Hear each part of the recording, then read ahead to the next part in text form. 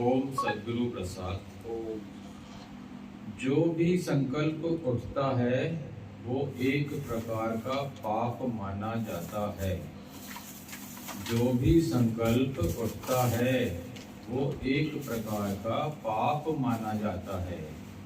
मैं गया, मैं आया, ये मैं कर रहा हूँ, इतना अंदर में भगवान भगवान चले कि कोई संकल्प नहीं आए। निरंतर अभ्यास से मन को शांत रखना है न कि ये क्यों उठे। उठे तो मन को चेंज भी करना है। योगी लोग सारा टाइम मन को निरोध ही करते हैं, है ना। मन को कट करते हैं ना। कितना तो ज्ञान से कट हो भी जाता है। ऐसा नहीं है कि पहले जैसा मन है। जितना मन सुधरा है तो हम खुश लगे पड़े हैं। अभी हमारा मन किसी के द्वेष में, किसी की नाराजगी में नहीं रहता है। मन को चेंज करके वाह साईं वाह करके ब्लेसिंग करके चलता है, पर उठे ही नहीं तो टोटली ब्रह्म हो। दिल में खाली परमात्मा हो, पर छोड़ नहीं देना है कि संकल्प उठ रहा है तो उठ रहा है। हो दृष्टा होकर देखना है, मन से लड़ाई भी नहीं करनी है, पर हल्के मन को छोड़ दिया है। मन को कि तू ज्ञानी हो गया है, पर हल्के मन को छोड़ दिया है। मन को कि तू ज्ञानी हो गया है। इतने मंत्र हो गए, 1 घंटा भक्ति कर लिया, अभी बात करने में बिजी रहो। ये करो, नॉर्मल हो जाते हैं हम लोग। नॉर्मल रहते हुए भी मन पे सुजागी रखनी है कि संकल्प करना ही पाप है। आया संकल्प माना पाप हो गया। आया संकल्प माना पाप हो गया। कोई चीज गुम हो जाती है, हम दुखी होते हैं, तो हम भगवान के दर के चोर ही है ना। जब भी मेरा मेरा है तो जन्म मरण का डर भी है। जब तक मेरा याद है तब तक जन्म मरण भी है। तो मैं और मेरा नहीं रहे अंदर, मेरे वालों का ही संकल्प आता है ना। ये बीमार क्यों पड़ जाता है, भासता है। शादी नहीं हो रही है तो भासता है। नहीं कमाता है तो भासता है। महसूस हो ही रही है जगत की चीजें। सूक्ष्म ज्ञान में जाओ तो ये सब चीजें ब्रह्म ब्रह्म करके भगवान से लीन रहना है। प्रारब्ध के अनुसार ये सब चीज को स्वीकार करके ही चलना है। ऐसे होनी है तो हो रही है, उसका कोई वजह नहीं सोचो, बस ब्रह्म देखो। ये ब्रह्म है तो इसकी आपे ही प्रकृति ठीक हो जाएगी। कभी ब्लेसिंग दे दे के भी काम नहीं होता है, थक जाते हैं। लगता है क्या है, इतनी ब्लेसिंग के बाद भी ठीक नहीं हो रहा है। ब्रह्म भाव की कमी है। ब्रह्म भाव की कमी है। हम खाली ब्रह्म देखें, परमात्मा रूप सबको देखें, वो है ही ठीक, है ही ठीक, है ही ठीक, है ही कमाने वाला, है ही सुखी। सब मनुष्य आनंद में हैं, सब मनुष्य सुखी हैं, सब मनुष्य ब्रह्म में हैं, सब परमात्मा हैं। कोई दुखी है ही नहीं। दुख नाम की चीज किसी के पास है ही नहीं, है ही नहीं।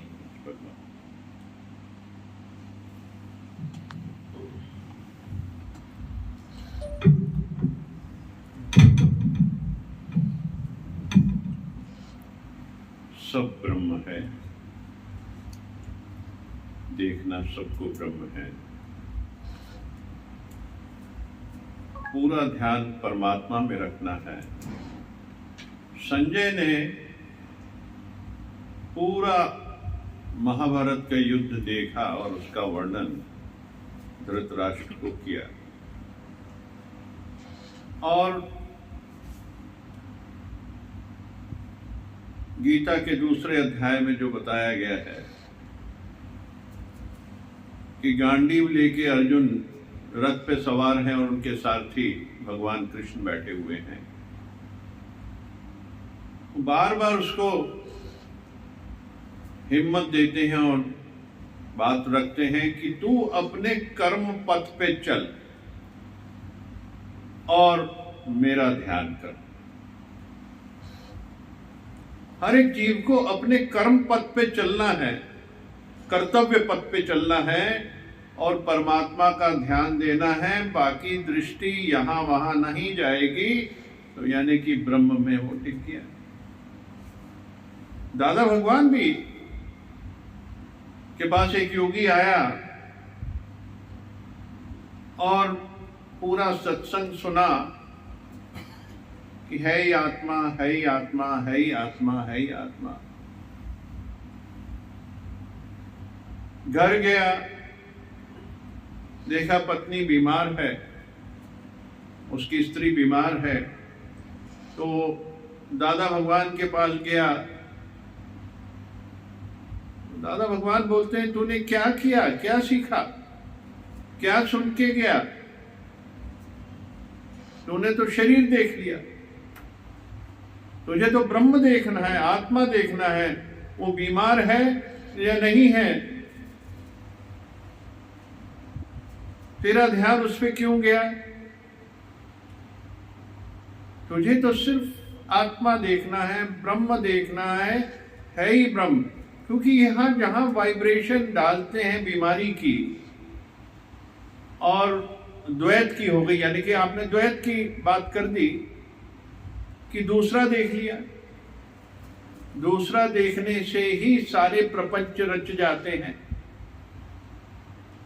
मैं और मेरा खत्म करना है, सो हम करना, जो तू है सो मैं है, मैं हूं, कि है ही आत्मा, है ही आत्मा, है ही आत्मा। तो वो बीमारियां भाग जाती हैं, क्योंकि जब आत्मा है तो और कुछ है ही नहीं, शरीर तो है ही नहीं। ये तो हमारे मन के भाव हैं, सारी चीजों के अंदर हैं। तो इसलिए ब्रह्म ही देखना है और काम करते वक्त में ही परमात्मा का ध्यान रखना है, हर समय उसमें डूबे रहना, हर समय उसमें डूबे रहना। क्योंकि तभी ब्रह्म पक्का होगा जब दिन रात ब्रह्म ब्रह्म करेंगे। क्योंकि ब्रह्म के सिवा कुछ बना ही नहीं है। चोर चांडाल वैश्य सब ब्रह्म है, सिर्फ भाव का फर्क हो जाता है। और हर आदमी अपने कर्म से बंधा है, इसलिए दूसरा नहीं देखना उसको, वो प्रारब्ध से जुड़ा है। क्योंकि जो प्रारब्ध है वो तो आएगी आएगी, वो तो ऊपर ईश्वरी शक्तियों के पास है सारी प्रारब्ध। आपकी बनाई आपने, लेकिन वो रिकॉर्ड में जन्मों जन्मों की प्रारब्ध होती है, जिसमें लाभ हानि, जन्म मरण, मान अपमान, ये जो आ रहा है ये सब प्रारब्ध से जुड़ी हुई है। इसलिए परोपकार करते चलो, परमात्मा को याद रखो, तो सूली का कांटा हो जाएगा। हर एक चीज सूली का कांटा हो जाएगी, क्योंकि फिर क्रिएटिव डेस्टिनी वर्क करने लग जाएगी।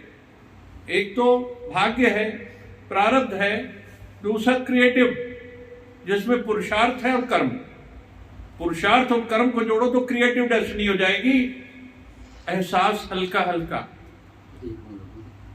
क्रिएटिव डेस्टिनी का अर्थ ये हुआ कि जो भाग्य में नहीं लिखा है तो पुरुषार्थ और कर्म के द्वारा प्राप्त किया जा सकता है। यस, कर्म के द्वारा, आप शुभ कर्म के द्वारा, आपके पुरुषार्थ के द्वारा, आपके प्रयत्नों के द्वारा उसको प्राप्त किया जा सकता है उसको। लेकिन वो प्रारब्ध तो आएगी आएगी, पर हल्की हो जाएगी, एहसास नहीं होगा, ताकत आ जाएगी, आपके अंदर शक्ति आ जाएगी और उसको आप डाइल्यूट कर लोगे। तो पीछे की प्रारब्ध आई है उसको आप डाइल्यूट कर लेंगे। किस तरीके से आपने गुरु किया है तो ये रिस्पॉन्सिबिलिटी गुरु की है कि आपकी प्रारब्ध को काटे और कटवाए, कि आप सच मार्ग पे चलो।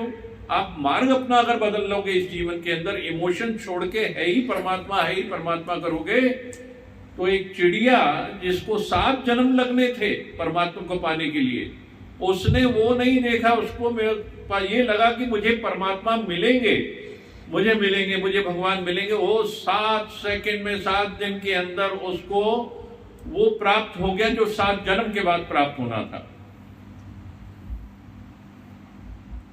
और ये हम अपनी प्रारब्ध जो है कल्पों से, जन्मों से आ रही है, हम इसको बदल सकते हैं, इसको हल्का कर सकते हैं। आएगी तो सही, पर सूली का कांटा होके निकल जाएगी। इसलिए कभी भी किसी परिस्थिति में इस बात का मन में मलाल नहीं लाए कि मेरे साथ ऐसा क्यों हुआ। बोलो भगवान शुक्र है आप आए, मेरी प्रारब्ध कट गई। कानपुर की एक योगी थी, उसके 2 बेटे थे। एक बेटा बिल्कुल ध्यान नहीं रखता था और बहुत अपशब्द कहता था, बहुत परेशान करता था। तो किसी ने कहा तू दूसरे बेटे के पास क्यों नहीं चली जाती? बोले नहीं, मुझे तो अपनी प्रारब्ध काटनी, मैं तो इसी के पास रहूंगी, क्योंकि वरना वो प्रारब्ध फिर आएगी घूम के। अगर आज वो प्रारब्ध सामने नहीं आई, जो मिलना है, जो मिल रहा है, तो हमको फिर जन्म लेना पड़ेगा उस प्रारब्ध को काटने के लिए। तो इसलिए जो परिस्थिति आई है, खुश रहें, हाथ जोड़ें, परमात्मा का ध्यान करें और अपने कर्तव्य पथ पे चलते हुए परमात्मा का ध्यान करें, तो हम अंतोगत्वा मुक्ति प्राप्त करेंगे, मोक्ष प्राप्त करेंगे भगवान। हरि ओम, हरि ओम। समझौता करें और रजा में राजी रहें।